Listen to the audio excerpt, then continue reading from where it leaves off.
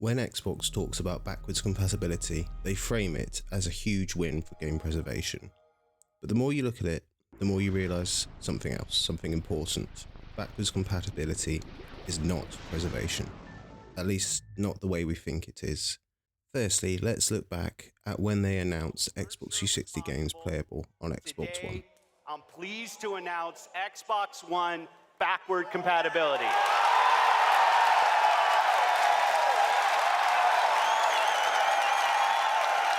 Your Xbox 360 games, the games you've invested your time and money in, and the games you want to continue to play will be playable natively on your Xbox One.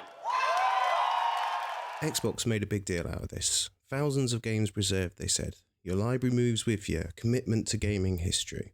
And honestly, backwards compatibility is incredible. Not just because the games still run, but because Xbox actually makes them better. You get Auto HDR, adding dynamic lighting to games that never had it.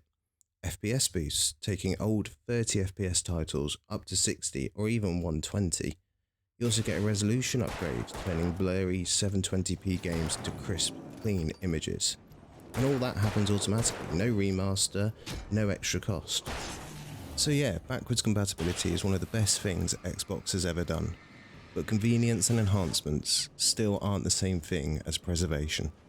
Here's the part nobody really thinks about. Even the games that are backwards compatible don't actually run natively. These rely on server-side compatibility patches that your console downloads the moment you put the disc in. That means the disc isn't enough. The console isn't enough. The game literally won't boot without Microsoft servers handing over the patch. So what happens when those servers eventually go offline? Whether that's in 10 years, 20 years, or whenever Xbox sunsets the platform, suddenly even the games that are preserved aren't actually preserved at all. And this is why keeping the original hardware alive matters more than ever. Because an original Xbox disc will always work on an original Xbox. An Xbox 360 disc will always work on an Xbox 360. No server-side patch, no dependency, no middleman. On original hardware, the disc is the game. On modern hardware, the disc is just a license. The real game is the compatibility layer sitting on Microsoft servers waiting for you to download it. And here's the funny part. Xbox One games don't have this problem.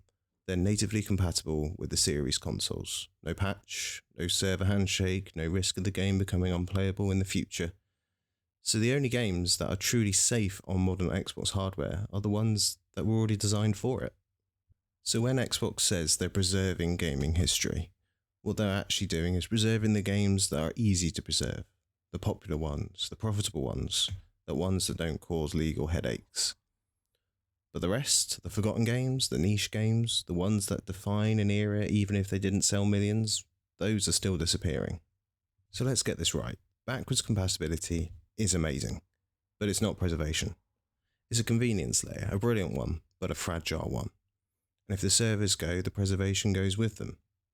If we actually care about preserving gaming history, we need physical media, we need emulation, we need companies to stop pretending that convenience is the same thing as preservation. If you enjoyed this breakdown, drop a like, let me know which games you think deserve real preservation, because trust me, the list is longer than you think.